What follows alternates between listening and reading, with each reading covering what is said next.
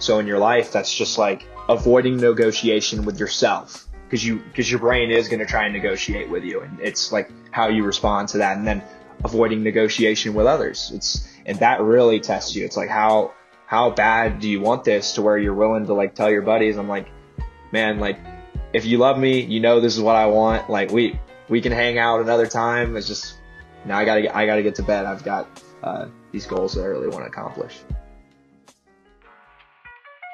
Ladies and gentlemen, welcome back to another episode of the Running Effect Podcast. I'm your host, Dominic Schluter, and today's episode circles and centers around the subject of how to get better at running, which is a reason that many of you guys listen to the conversations I have on this podcast. And there's no better person to do it than with Paul Stafford. Paul ran for Florida State and Colorado back in the day, where he was All-ACC in Cross Country and All-Pac 12 in the 5K, if I'm not mistaken. And Paul then went on to start and create, just about a year ago, Blue Collar Endurance Training, which is a online run coaching platform where he has really transformed the lives of a lot of athletes, specifically in high school, and helped them to improve. And so I asked Paul to come up with 5 key points and 5 key takeaways for you guys on how you can improve as a runner in 2025. This one is very systematic, straight to the point. As I tell Paul at the beginning of this conversation, most bang for your buck. If you're going to listen to this one, you're going to get a lot of value, and you're going to walk away with very tangible takeaways that you can apply directly into your running as soon as you stop listening to this podcast. If you guys do enjoy this one, please consider hitting the subscribe button on YouTube. Our podcast YouTube channel is the Running Effect Podcast, or hit the follow button on Spotify or Apple Podcasts if you have not already done so. And then also, if you're feeling extra special and generous, give us a 5-star review. I would greatly appreciate it. It goes a long way. With all those notes aside, I hope you all enjoy this conversation on how to improve as a runner in 2025, the 5 biggest ways, with the man, the myth, the legend, Coach Paul Stafford. Mr. Paul Stafford, but this time around, the second time around, I'll say Coach Paul Stafford. Welcome back to the Running Effect Podcast. How are you doing this afternoon? Dude, I'm doing phenomenal, Dom. It was about January last year, I want to say. So it's becoming tradition, man. I 100%. Texted you last week with this idea, and I did this somewhat with Shannon Thompson, close friend, mental performance counselor. She's been on the podcast a bunch, works extensively with the NAU team, and I joke that it lines up a little too closely with when she joined that team and when they started winning national championships. But I kind of want this idea, going into January of creating these episodes that provide the most value, like bang for your buck. And in terms of like coaching, there are a lot of athletes out there who don't have coaches and just like want to take their running to the next level in 2025. Anyone who clicked on this episode is serious about personal betterment within the sport. So I texted you, I was like, hey man, can we come up with 5 big ways in which a runner can improve in 2025? With that intro there, I do want to take us a step back, and I highly recommend people go listen to our first conversation if they haven't already, because we dive into your history in a way in which we won't in this conversation. But I went on SparkNotes today, joking here, looked up Paul Stafford, nothing came up. So what's the SparkNotes story of Paul Stafford, his background in the sport and his coaching background, before we really get into the meat and potatoes of this conversation? Absolutely. And this is really going to be a super sweet topic, I think. Just again, bang for your buck in terms of high value, I feel like I've garnered a lot of experience in the sport. And although, I'm not the flashiest performer, right? I'm not an NCAA All-American, or I'm not a professional athlete by any means. I've been running since I was 8 years old, and I've pretty much went through the AAU system, to the middle school system, to the high school system, to the collegiate system, and now I'm pursuing my own personal running throughout just my day-to-day and just training out here in Boulder and being a part of that community and whatnot. So a lot of experience there, but I guess I would just say that the biggest piece about my background that you need to know is how influential coaches have been in my life. And now I'm in a position where I am coaching, and I want to be able to give back to athletes in a way. And it's really just giving them the tools that I wish I had and teaching them the things that I wish that I knew much earlier. So that, those 16 years that I've been a runner, you can kind of push the sport forward by putting them in a position where they know these things already. So that's my background, I would say, in position. Thanks for that background, Paul. I guess without further ado, let's just dive into these 5 main points. The first way, I guess, that you can improve your running in 2025 to the audience is blueprint the process. Elaborate on this one for me, Paul. Whenever I think about blueprinting the process, I really think about asking the right questions and ultimately avoiding what everyone else does whenever they're setting goals. So think about yourself setting a goal, or think about like another person typically setting a goal. What do people default to?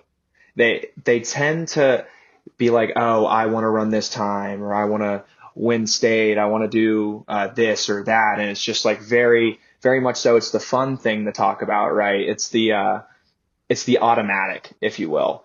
And I think that we have to avoid that. But it's so easy to fall into, right? Because we just default to it.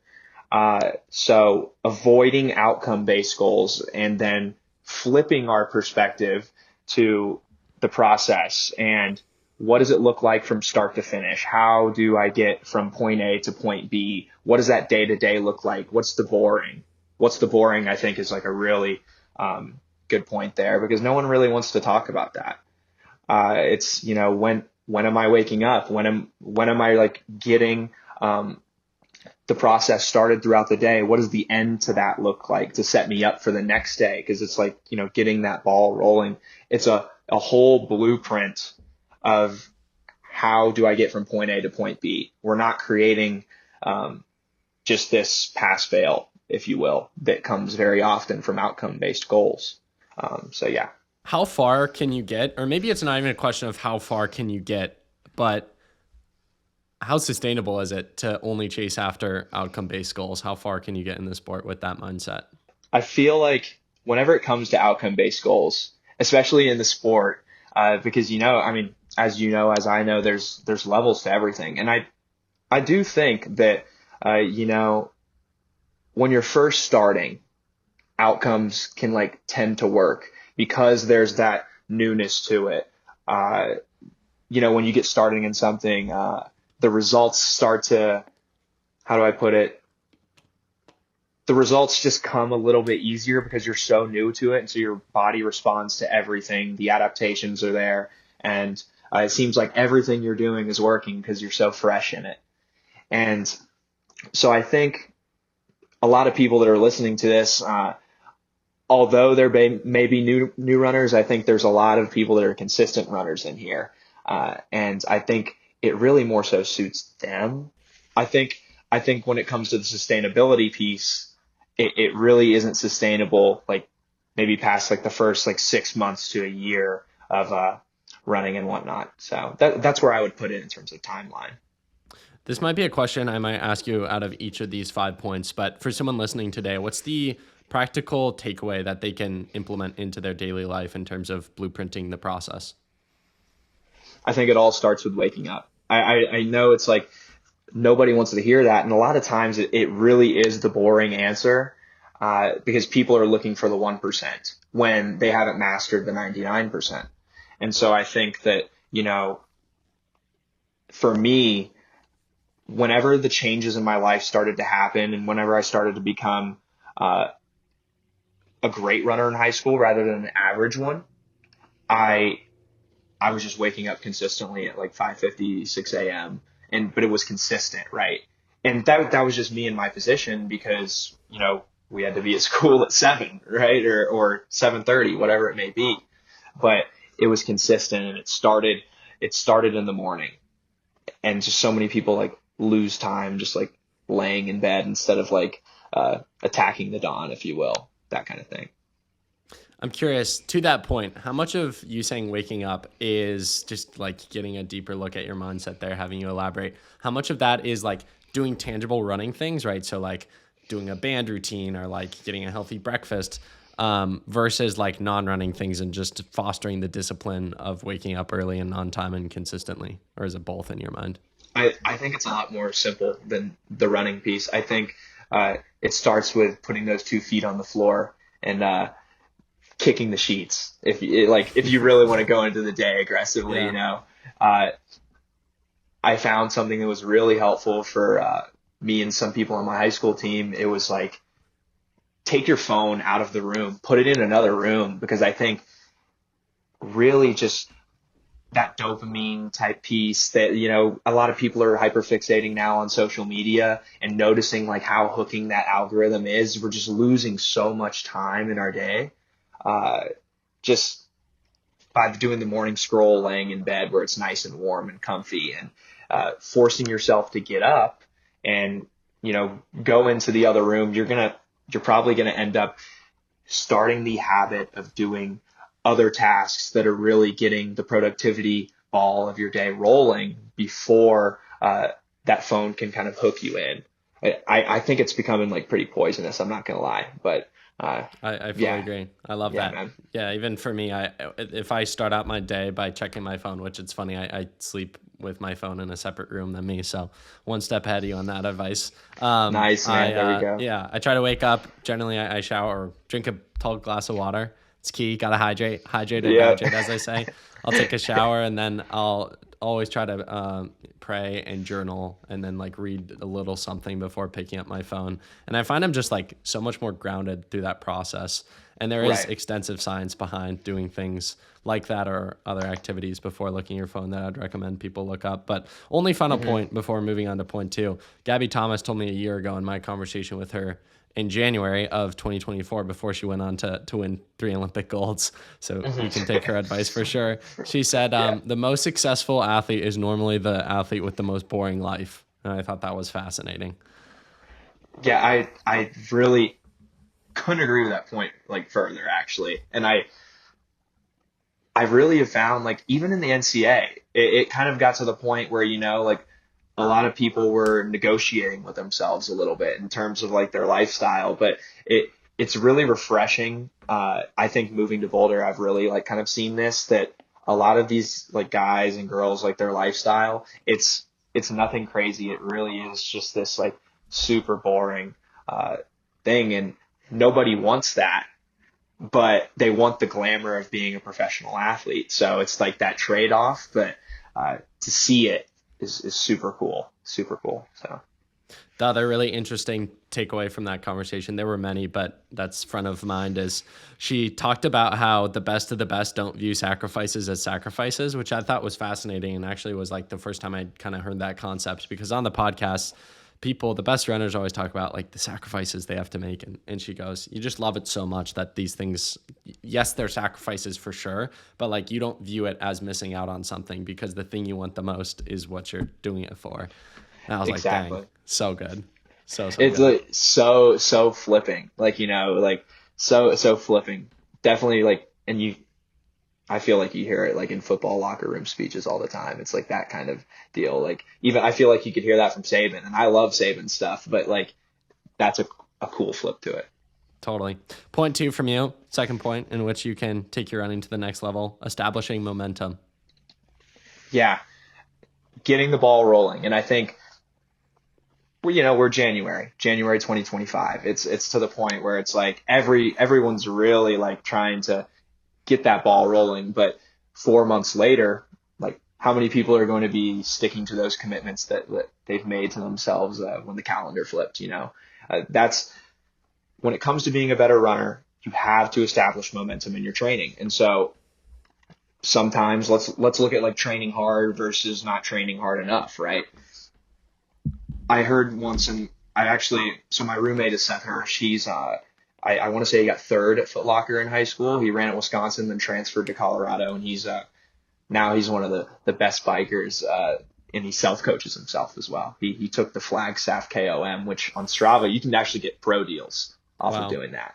But he said, if you can't do your training year round, then you're probably training too hard. And I feel like when people try to establish momentum, they really just go pedal to the floor and just try and hit it, but it's not sustainable or practical or repeatable, whatever you want to call it. They can't do it for 52 weeks.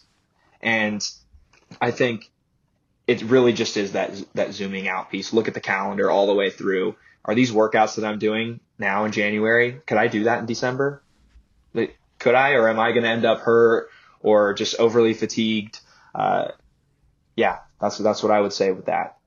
Such a good point. I guess my question to the expert coach here, how often, and I know it's the thing about training is when we talk about it, it's very individualistic. So as much as you can give a general guideline here, how often throughout the year should there be points where you can't maintain it year round? Because I'm sure if you have a peak race on the calendar, you yourself would correct me if I'm wrong, there'd probably be a week or two in there that's just like 2 weeks of brutal workouts to like really sharpen up. So how mindful should athletes be of, yes, having that mindset, but occasionally having those periods where they are like dialed in, locked in, and know that it's a 1 week, 2 week stretch that will really catapult them forward?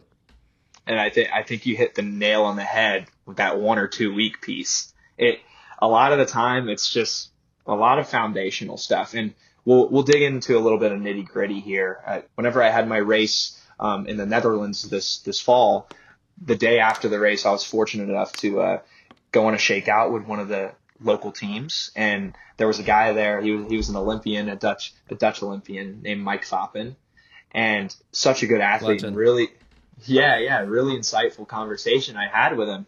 And I mean, even leading up to the Olympics, which is like, so many people, they think the Olympics, it just like sends like shivers down your spine, like that kind of thing. And he was saying how like really there was only like 2 weeks in there where it was like, all right, like we're really like digging into it. But a lot of time it's just repetitive, volume, consistent, something that you can do over the course of the entire calendar.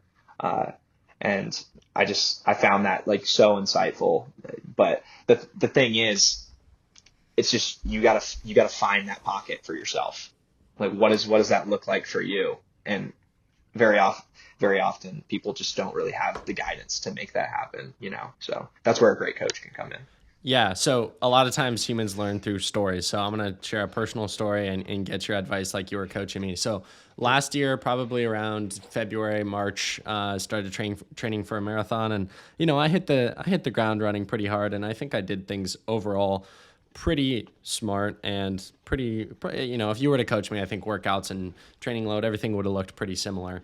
But I definitely like very early on into the block. And I think a lot of this was like, I was just burnt out mentally going into the block. But, with that aside, there were like almost every easy run. I was like, this just like, the beginning of each week, I was like, how many more weeks do I have left in me? Like this, I'm working hard, I'm training hard. And like anyone who knows me knows that's like how I operate. And like, I'm okay with that. And I can exist in that space for a while. But as your point went to, like, that's a great question to ask you. Could you do this, training year round? The answer is absolutely not. I was fried from it. I would say more so mentally than physically, just because I was burnt out. And I also think there were some external factors like not running with people a ton.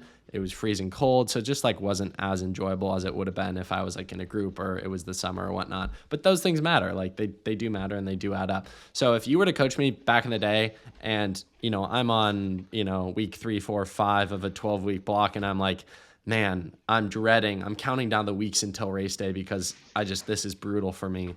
How would you have advised me or switched up training?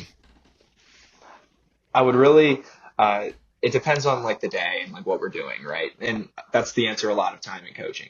It depends. But from a workout standpoint, I'm really going to do something that shifts this kind of downward trend that we have going, because a lot of times in coaching, it's really just about catching the trend of where things are going before that trend is just like, all right, our stock's at the floor, right? Catching less energy availability, if you will. Catching that muscle fatigue that, or catching that underfueling before that turns into just maybe a stress fracture or some type of injury. It's really just about catching those trends. But for you in your workouts, I would really just try to shift the variables of the workout in a way that begins to establish momentum for you. How do we get you from the point where everything feels like a slog to now, like I have this positive mindset going into training. Things are starting to feel fun again. I feel like I'm improving, getting better, because if you're not growing, you're dying. That's how I look at it. And, even if we're maintaining, we're probably dying. So. only follow-up question to that. I think for me in that scenario, I was clearly getting better every single week. And I think a lot of people listening, maybe to the question you posed of like, can you do this training year round? The answer is probably not. It wouldn't be sustainable, but they're getting better in the moment that they almost lie to themselves of like what I did of like one more week. And again, that's like a quick path to burnout. And what I would say here for you to elaborate on is just because it works doesn't mean it's what's best, right? You can be getting better, but is there a better solution out there where you get better in a sustainable way that you can do year round? Oh, 100%. And most of the time it's like, that I had this conversation with Dylan Schubert the other day. It's like the B+ days, the Mark Coogan, where it's like, okay, if we're at a certain point in a workout, don't go more, just only go less, right? And if you feel bad, then yeah, that's the situation where we are going less. That type of deal. Does that answer your question? Totally. How Coach Ed Eyestone, who his episode will be out by the time this one is out, he framed it to me in baseball terms because he got cut from his high school baseball team, which I love getting into him with because I don't think a lot of people know that. He said, you go 1 for 3, you're in the Hall of Fame. He's like, hit singles. Like if you go 1 for 3 every at bat, you'll be in the Hall of Fame. I was like, oh, that's a great way of framing it. Paul, my only point for you on momentum is a quote. You know me, big quote guy. The quote is on the ground, a rock is just a rock, but when moving at high speed through the atmosphere, a rock becomes a meteor, alive with fire and burning bright. People are not so different. Without activity, we are lifeless and dull. When moving fast and taking action, we come alive. That is, yeah. That sums up literally like becoming that, like, unstoppable moving force, if you will. And so in your life, that's just like avoiding negotiation with yourself because your brain is going to try and negotiate with you. And it's like how you respond to that. And then avoiding negotiation with others. And that really tests you. It's like, how bad do you want this to where you're willing to like tell your buddies, I'm like, man, like if you love me, this is what I want. Like we can hang out another time. It's just now I gotta get to bed. I've got these goals that I really want to accomplish. Yeah, so. I love that. And I think a big point here for the listener to take away is you decide your fate, right? And you can switch up momentum, whatever you want, right? As you said, like you're either getting better, or you're getting worse. Like as you're listening to this, you're probably in a position where you're getting better at running or you're getting worse. And are you on a good trajectory or a bad trajectory?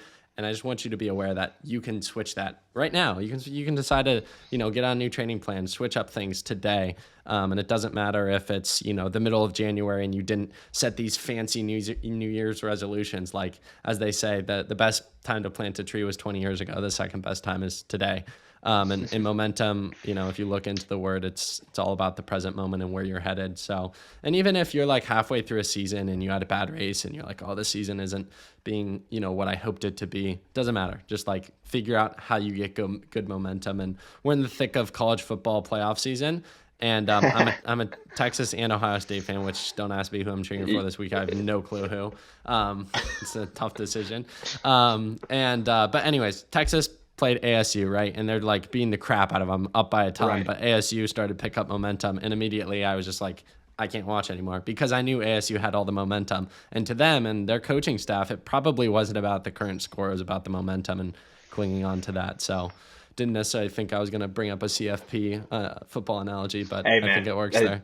That's all for me. I'm from the South. I love me some football for sure. So, point 3 on how people can improve their running in 2025, resist greed. Okay. So this, we kind of talked about it a little bit with establishing momentum, right? And, how people, when they're trying to establish that momentum, kind of can get into a point where they feel burnt out. But when it comes to resisting greed, I actually want to pull this, from something that I heard once. Morgan McDonald said it, I want to say, running fast is greater than running hard. And I think being able to mentally find that separation is something huge when it comes to the greed piece in training, because driven athletes just really find themselves at this point when they constantly want like a little more. They want to push themselves a little bit harder. They want to find that 1 extra % in the workout because they think that, that's the difference. That's the 10th of a second at the line, right? But resisting that greed brings you into that sustainability piece, where you can, again, do it for a long period of time. So I'll tell a little bit of a story on this and how we can see this in action, and how it worked for now one of the best athletes in the world. So Adrian Vildsky, he was at Florida State with myself. He transferred from Coastal Carolina, and he was my neighbor, and like we're really good friends. But I just thought it was so cool how when he came to Florida State, he was in a position where once every 3 months he was getting an injury, right? And yet he was still one of the best runners in the country. So how did the shift occur when he got to Florida State? Well, it was just all brake pedals for him. And a lot of that was like the coach assisting him, right? Like Coach Brayman going, all right, Adrian, we're only going to do this far today. Or cutting him 1 rep short on a workout, or slowing down his paces and telling him to run with the guys. Like, we're not on the same level as him, but yet he would like run with us like sometimes in those sessions, because it was just always like brakes rather than gas, brakes rather than gas. And then he got to the point, he passed that 3-month mark where he was like healthy. And then beyond that, he remained healthy. And then let's fast forward to like last year. I think he ran 12:53. We could look it up. Maybe. Yep. Was it on the dot? That. Yeah. 12:53, 12:54. Okay. Absolute animal. So proud of him in that way. But, like I just think that sums up resisting greed to a T there. What are some daily practices that people can implement, today to resist greed more? I think adopting the mentality, and you can do this by telling yourself, like I know some people really don't like to talk to themselves, but self-talk is so powerful. And I'm sure like in conversations that you've had with more sports psych experts in the past, like they've said how powerful like self-talk can be. But adopting the mentality that training should be a grounds to build fitness, and it's not a grounds to prove your fitness. And so those kinds of points, it's just something that I wish I knew when I was like in high school, because I genuinely think, I was a 905 high school guy in dead spikes before carbon. Like I think if I would have known these kinds of things, then I probably could have been an 850 guy in high school, or I could have been that Foot Locker finalist. But instead I go out in third, I blow up in the South Regional and just got like 40 something, 80 something. I don't know. But yeah, One of the biggest ways in my mind that a listener could resist greed, that the science and just practicality behind it, is not going fast on your easy days, specifically if you're in high school. Although I do think it transcends to college as well, if you're a collegiate athlete listening, because a lot of times there's almost more competition on a college squad. So you feel the need to either push the pace on the easy day, or when you have a double by yourself, you're like, here's where I'm going to squeeze in some, as you said, prove some extra fitness. What's the mindset behind how running easier is actually better for you? And maybe weave in some science behind recovery days and how you're actually doing yourself a disservice by working harder on easy days. It's not the point of it. This is great. And this is the stuff that I love. I would say that it depends. And so what is the purpose of what you're trying to do that day? So for example, if we're doing a threshold workout that day, right? We're trying to run close to at or below our lactate threshold. And so what does that look like from a sound perspective? Well, if I were to speak to you during that workout, you should be able to get out like a phrase or like a sentence, or, if we're working a little bit harder, maybe only a couple words. That's the purpose for that day. And that's what that effort looks like. So transition to easy days. What is the purpose of an easy day? Well, the purpose of an easy day is to maintain aerobic fitness while recovering for the quality days, because we're really not trying to build fitness for most of the year. Early on you can do these easy base runs, and it's like, okay, like, all right, we're probably building fitness just because like 2 weeks ago we weren't training, right? But most of the year it's recovery. And why not let your body recover? Like the body is not an on and off switch. The difference between 7:30 pace and 8-minute pace, that's people send me DMs about that kind of stuff all the time. And it's like, well, what's the purpose? What are you trying to do? Okay, let's recover. Let's go that 8-minute pace. Let's not get so caught up in that specific stuff. Just accomplish the purpose of the day. One note, I think I got this from Steve Magnus, although it may have been someone else, in terms of the threshold kind of rule of saying a phrase like, you're keeping your effort well, is the simple phrase that's very easy to remember. I feel good. I feel great. I want to communicate. Like, short, sweet. A question, though, I had in regards to easy days. One, I think myth, maybe it's a hot take, maybe you'll disagree with me, but a lot of people growing up in high school would say, if you can talk pretty normally on a run during an easy day, you're going easy enough. What I found, depending on the part of the season, is a lot of times aerobically you would be developed enough that you could talk decently well, or at least fake talking and like get through sentences. Maybe it was like difficult though in your chest, and run the pace while talking. But like physically you weren't necessarily caught up. And so like aerobically you were maybe fine, but like physically running at that faster pace actually beat you up. And I found that all the time with high school teammates where they were running faster on easy days than they should have been, but they were justifying it because they could kind of hold conversation while doing it. What's your general idea and take on that? I've never heard anyone talk on this. No, that's a great question, because it really just shows you how complex these kinds of things can be. There's two pieces to it, right? There's the aerobic piece, and then there's the muscular piece. And even when, you're going through an easy run and you can have that conversation, but you're going probably a little bit faster than you should. Like, we're just not letting our muscles recover for the workout now. Because a lot of the time, like, it really is more so muscular. The aerobic engine for a lot of runners is just so strong that it can just keep going and going and going and going. But I just feel like, why not go the 30 seconds slower a mile and just really just give those springs that that you've developed over the course of all the training block, like the chance to be really springy on the day that it matters, which is the session. And then when you get to the session, then, all right, let's not get greedy there either. Let's just actually just execute it as assigned. And I think a lot of my high school athletes, because I've defined these things to them, I treat them like professional athletes, and they're, 15, 17, 18 years old. But you set that standard and they like start to feed off of that and adjust to it. And it's just so cool to see. So. Speaking on the workout portion of things and not proving fitness, I'll use Columbus as an example. So it's snowing outside. It's way colder than I would ever want it to be walking outside. It's like 18 degrees.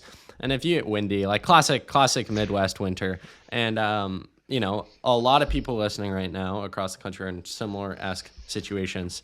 If you go out and do a tempo and you're in the shape you're in, probably factually, it's going to be slower this week in January than it would be in October when it's 15 crisp and no wind and just like you wake up ecstatic to be outside. But yet, Unfortunately, the type of listener listening right now is probably type A. It's probably going to look at their Garmin a few too many times during that tempo. And despite running what 540 effort is, 540 effort is not 540 pace necessarily with conditions like these. So then they'll run maybe 530 effort to hit 540s, and they just justify that in their head. Or final point on this, I see even D1 college programs all the time, Paul, do these weird 3-4 mile tempos. And I'm like, that's your 10K pace, dude. Like this is not a workout. This is like a mini race within a workout. And so again, proving fitness. But I guess the question is more around like conditions. How aware should people be of conditions, and how like slower sometimes better, intention is everything. Mm-hmm. Yeah. When it comes to, and we'll just use thresholds as an example because we've been talking about it, and it's all the rage right now. Right. So it's an effort, not a pace. Effort over pace. And I repeat that to my athletes all the time. And I just had one text me this morning, like, hey, like it was super cold out. The wind was blowing.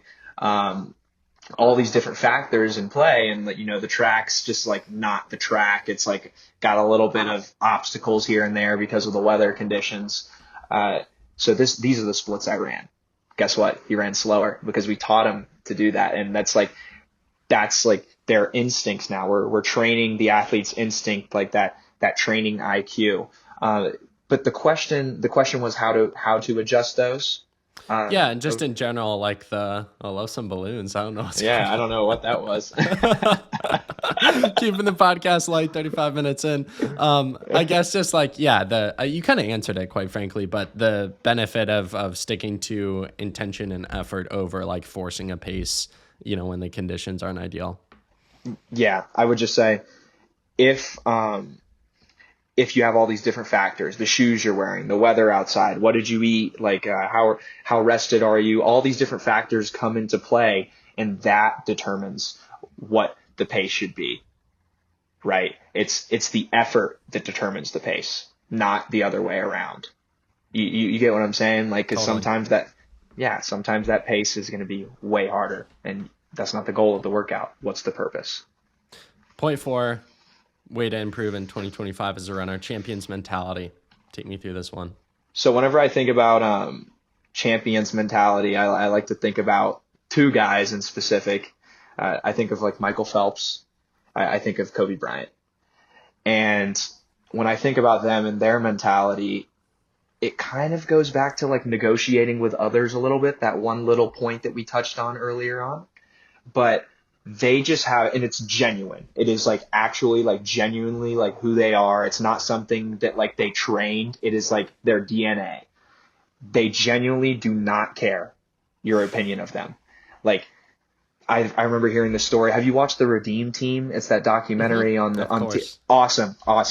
One of my favorite scenes from that is the rest of the guys at the Team USA Vegas camp. I want to say they went out and they had like a super late night. They got back at 4 a.m. into the hotel lobby, and they walk through the lobby, and Kobe's like sitting down, and he's absolutely like drenched in sweat, and he had just come from the gym lifting, and now he's about to go into the basketball gym and like put up shots and do drills and all these different things. And like guys that are studs like Carmelo Anthony at the time, you know how good he was then, and LeBron and these guys that are like looking at each other like, what the, like, they have this, they're like, what is this man on? Kobe didn't care. He didn't care. You have to have that genuine, just, you cannot care what others think about you. And kind of touching on some other pieces, and this is huge in running. The next thing I want to say about a champion's mentality, comparison. Comparison is like just absolute poison for your training. And it's so easy to fall into that comparison trap. And I've had conversations with people that were great high school runners that eventually went on to be collegiate athletes, and they didn't even make it like through their collegiate career, and that's not a bad thing. They made great decisions for their lives and made great transitions, but a lot of what they struggled with was that comparison piece. Like, what is this guy doing? What is this guy doing? And so a champion has that mentality that they just like, they could care less what this team did on their Strava session. They could care less what this guy that's like way better than them or someone that they're way better than, right? They could care less what those people do. So it's just poisonous. You got to get rid of that completely. Yeah. No, go ahead. Keep going. This is great. And then the last thing I'll say, and this is another poisonous factor, and I believe Kipchoge gets it. He was the one that put that out originally, is complaining is poison. And just, I see this a lot, in even the best teams, but everyone has to be like kind of bought into the mission. And there's that one person that's just constantly complaining about everything. Eventually that takes over the next guy. Now we've got 2 people complaining, and then it doubles, right? And so then we have 4 people complaining, and now nobody's satisfied, and everyone's just extremely unhappy about the environment that they're in. And so just like Kipchoge said, he's like, avoid complaining like at all costs. So to that point, everyone knows the saying, you're the average of the 5 people you spend the most time with. But there was a study done last year, I want to say, that went even further. It was scary. Goes directly in line with your point. We're not the average of the 5 people we spend the most time with. We're the average of the common denominator of those 5 people.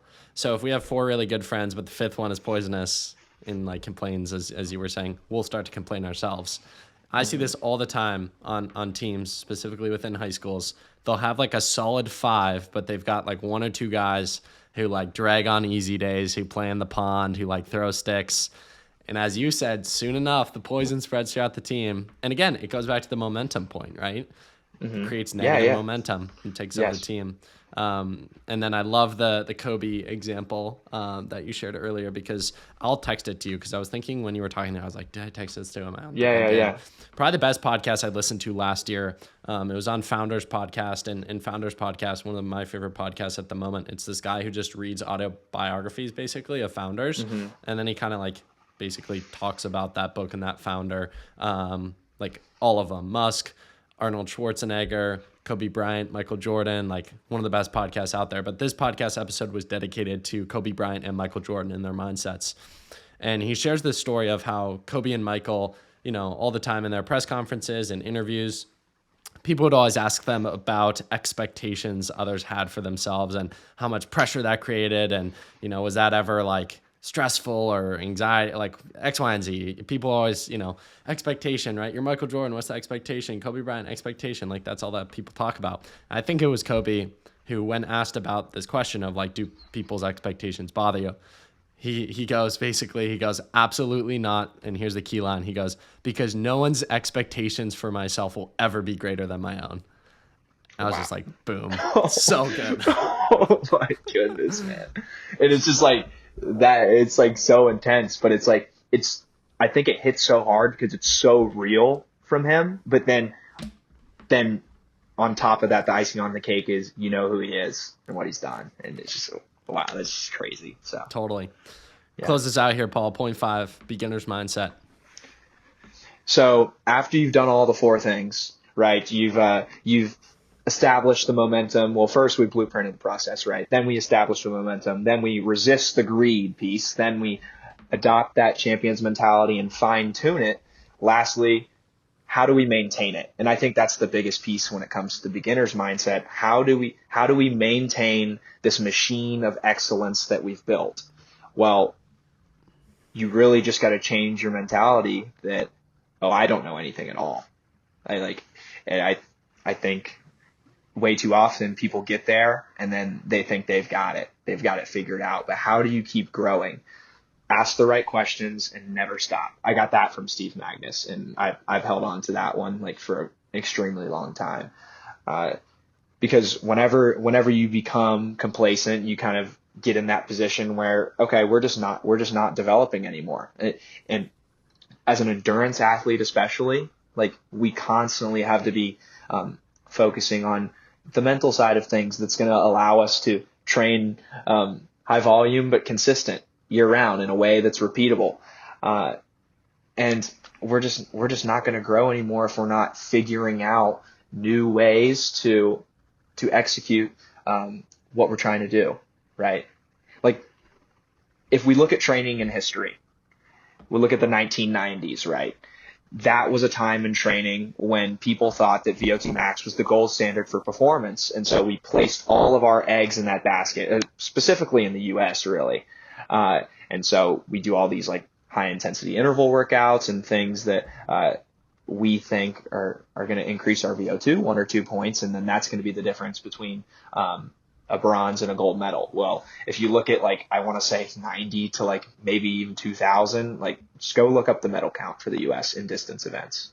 Like it's not good. It's bad.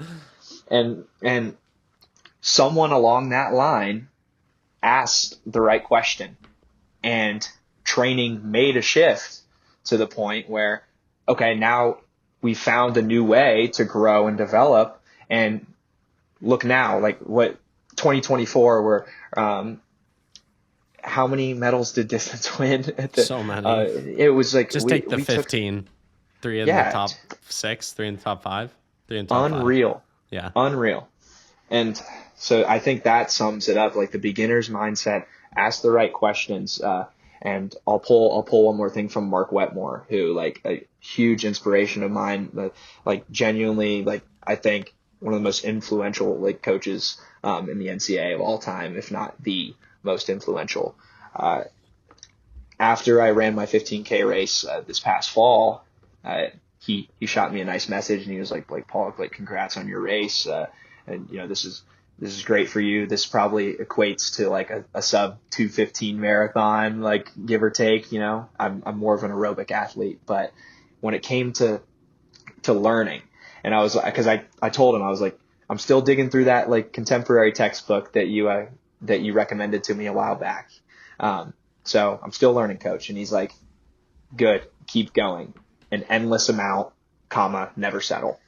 And I was just like, so good. He can say few words and it just means like so much. It's what he says is powerful, man. One of my biggest inspirations. So love it.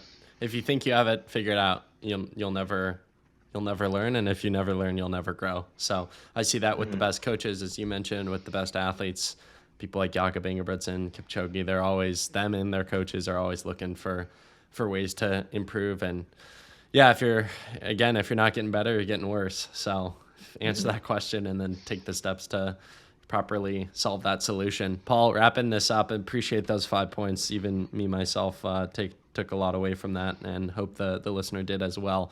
Only final question for you, or two final questions for you. First one, just briefly, for those who are like intrigued by you and maybe in this season looking for a new coach, where can they find you and connect with you? Yeah, absolutely. So for those of you guys that don't know, I'm a coach under Blue Collar Endurance Training. I'm actually the founder of Blue Collar Endurance Training. We've been in business for about a year now, and it's been really cool to see the social media growth and the athlete growth as well. So you can find us on Instagram at Blue Collar ET for endurance training. The ET is.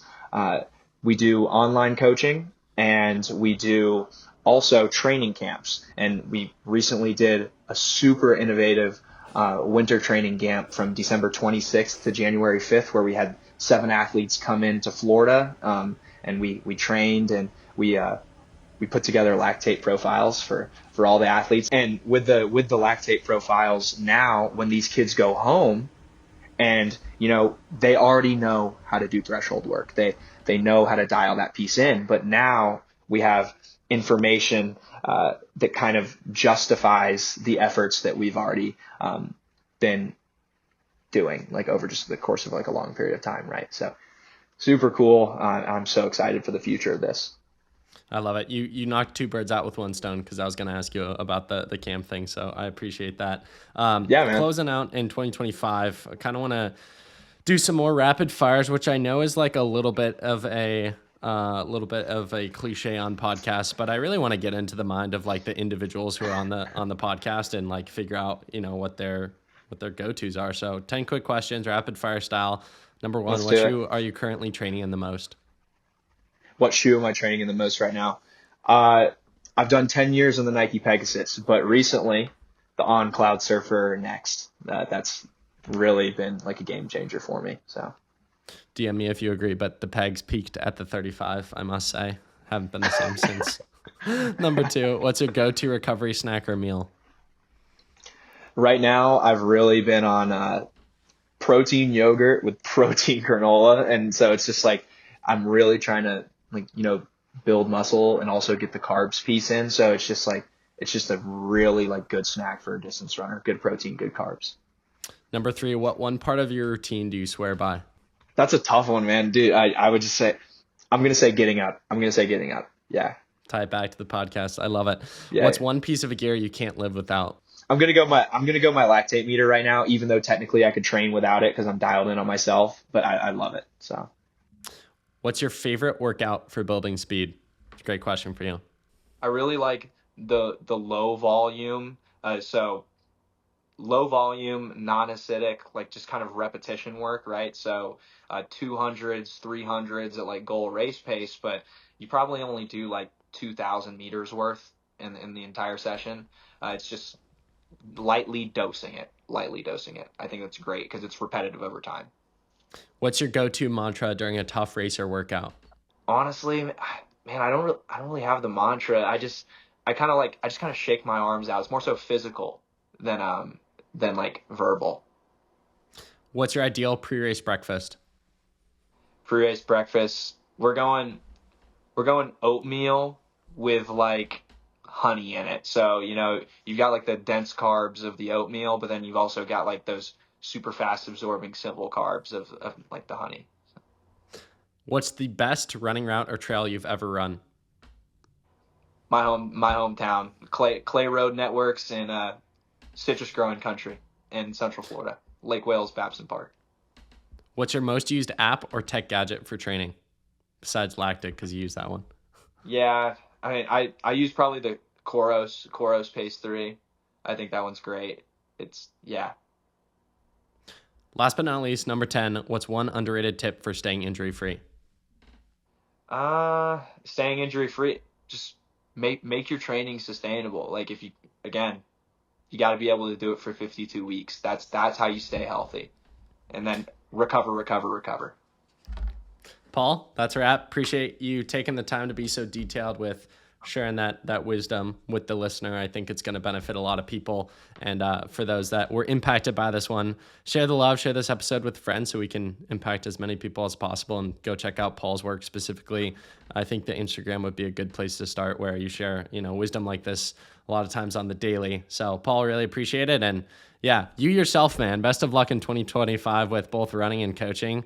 To the moon, baby. And I'm sure we'll talk before next January, but excited to see a year from now. We're seeing year-on-year growth, which is cool on the podcast. So keep crushing it, man.